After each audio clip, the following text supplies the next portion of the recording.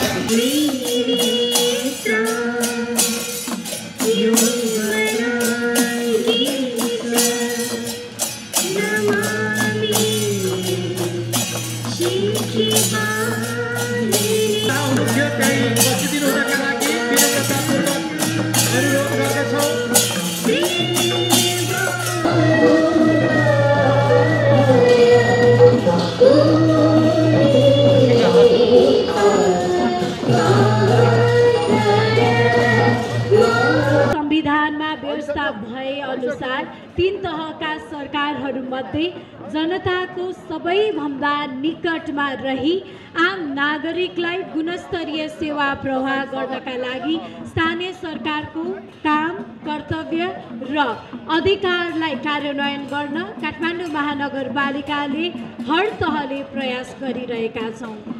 काठमाडौँ महानगरपालिकाबाट सम्पादन हुने कार्यहरू सम्बन्धित नीतिगत व्यवस्था, सार्वजनिक सेवा प्रवाह, विकास व्यवस्थापन, दैनिक प्रशासनिक कार्यहरूलाई नागरिक मैत्री, मितव्ययी र त्यसै गरी प्रभावकारी, नतिजामूलक, सहभागितामूलक र पारदर्शी बनाउनका लागि हामी हर तहबाट निरन्तर प्रयास गरिरहेका छौँ। यसका लागि सूचना तथा प्रविधिको अधिकतम प्रयोग र त्यसै गरी प्रभावकारी प्रयोग र आवश्यक नीति तथा कानुन तर्जुमा र सोको कार्यान्वयन, स्रोत साधनको प्रभावकारी परिचालन हाम्रो प्रमुख जिम्मेवारी रहेको छ। विगतदेखि विकासका प्रयासहरूलाई निरन्तरता दिँदै पूर्वाधार विकासका लागि अझ बढी वातावरण मैत्री, त्यसै गरी दिगो र व्यवस्थित तुल्याउनका लागि थुप्रै कामहरूलाई हामीले प्राथमिकतामा राखेर निरन्तर रूपमा अघि बढिरहेका छौँ। नागरिकसँग जोडिएका तत्काल पुर्याउनु पर्ने कामहरूलाई हामीले निरन्तरता दिइरहेका छौँ र त्यति मात्र नभएर निरन्तर रूपमा काम गर्नुपर्ने त्यस्ता कार्यहरूलाई भने स्वर्णिम योजनाका रूपमा र दीर्घकालीन रूपमा नतिजा देख्ने योजनाहरूलाई गौरवको योजनाका रूपमा कार्यान्वयन गरिरहेका छौँ। स्वास्थ्य र त्यसै गरी समावेशी र पहुँचयुक्त सहर निर्माणका लागि सहभागितामूलक पद्धति अपनाइरहेका छौँ। यसमा सहरी पूर्वाधार निर्माण, सामाजिक तथा आर्थिक विकास, विकास व्यवस्थापन, सहरी सेवा सुविधा, समान वितरण, त्यसै गरी लक्षित समूहहरूलाई विशेष प्राथमिकतामा राखेर समावेशितालाई पनि हामीले प्रथम श्रेणीमा नै प्राथमिकताका रूपमा राखेका छौँ।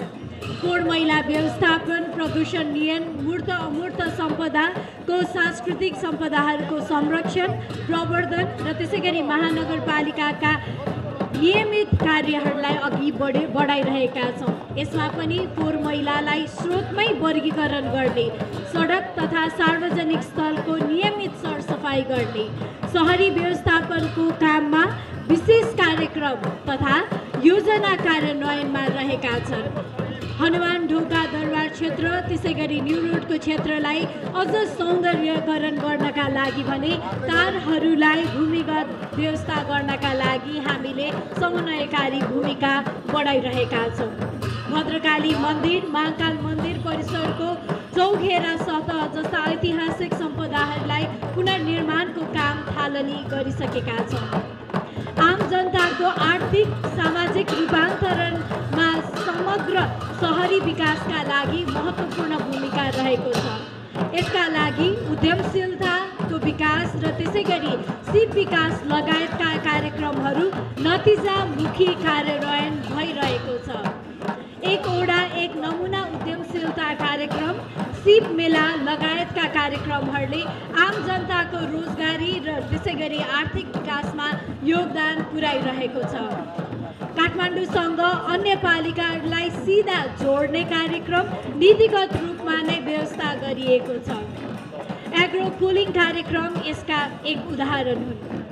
यो कार्यान्वयनमा आएपछि कृषि उत्पादन गर्ने देशका जुनसुकै ठाउँका किसान र काठमाडौँका उपभोक्ताको सम्बन्ध स्थापित हुन्छ, जसमा स्थानीय सरकार, देशैभरिको स्थानीय सरकारको भूमिका निकै नै महत्त्वपूर्ण पनि हुनेछ।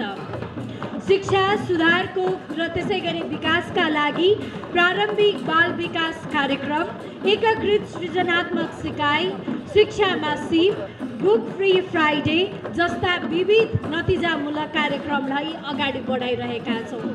बालबालिकाहरूलाई वातावरणसँग जोड्नका लागि विभिन्न क्लबहरू स्थापित गरेका छौँ।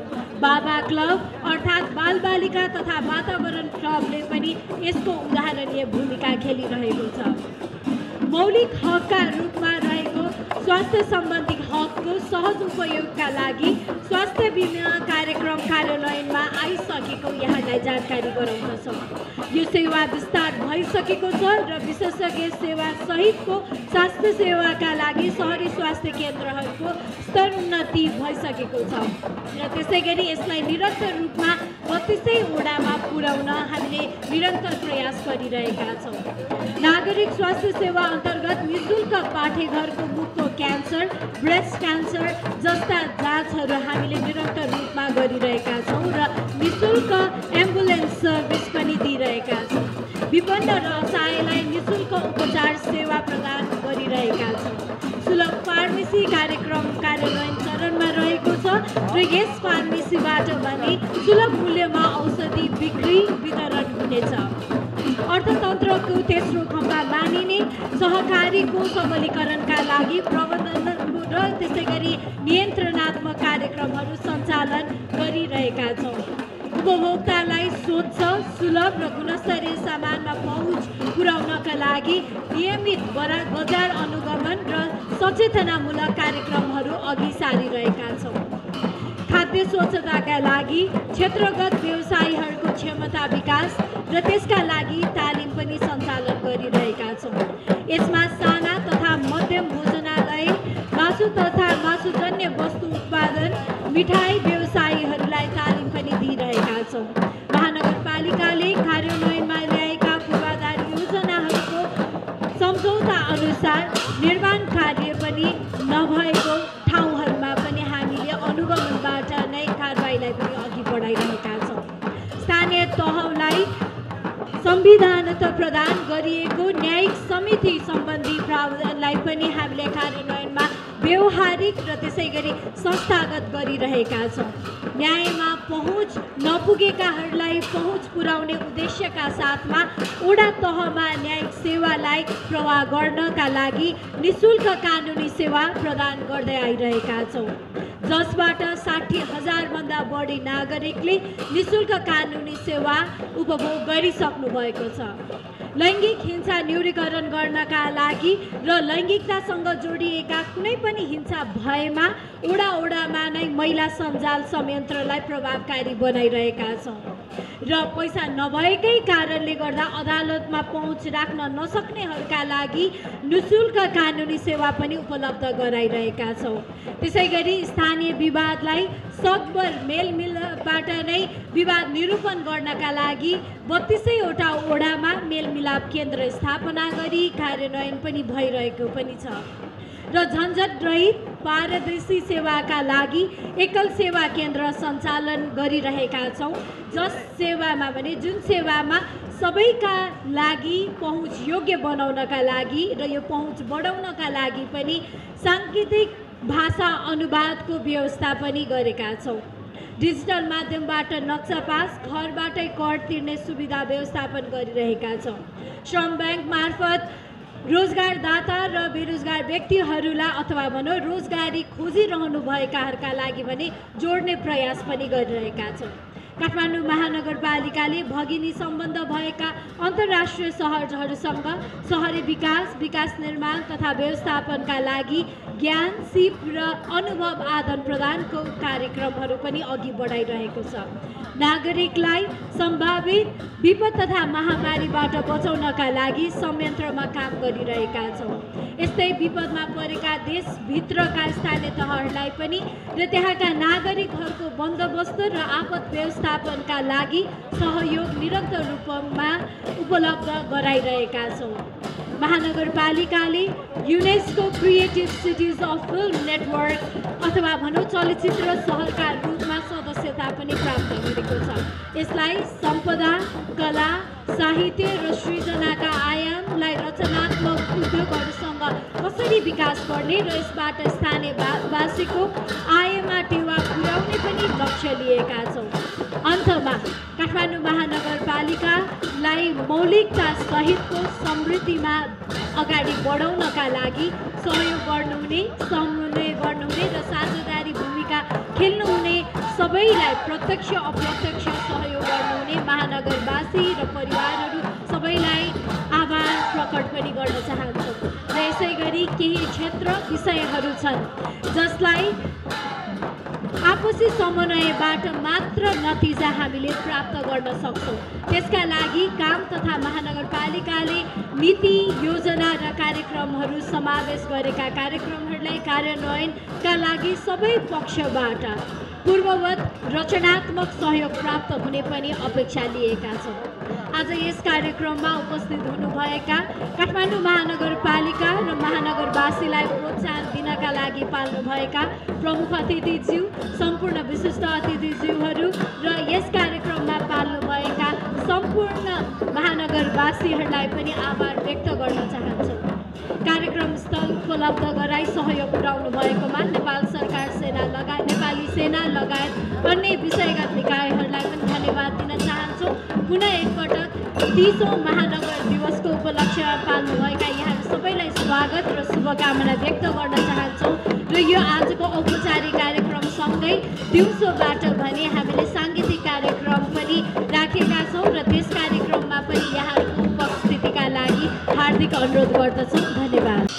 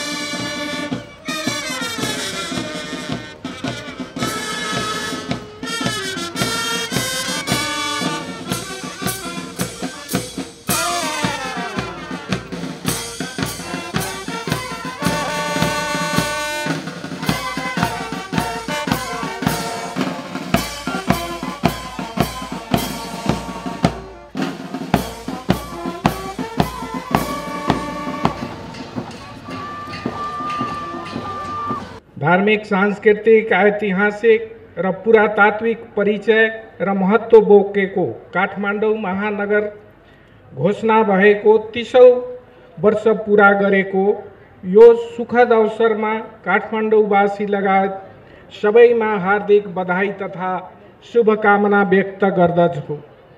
साथै काठमाडौँ महानगरपालिकालाई विकास र समृद्धिको पथमा लम्किन र यो उचाइमा पुर्याउन अहोरात आफ्नो महत्त्वपूर्ण भूमिका निर्वाह गर्नुहुने सम्पूर्ण महानुभावहरूलाई सहृदय स्मरण गर्दै महानगरको नेतृत्व, जनप्रतिनिधिहरू, पदाधिकारीहरू तथा कर्मचारीहरूमा उत्तरोत्तर प्रगतिको कामनासहित हार्दिक धन्यवाद ज्ञापन गर्दछु।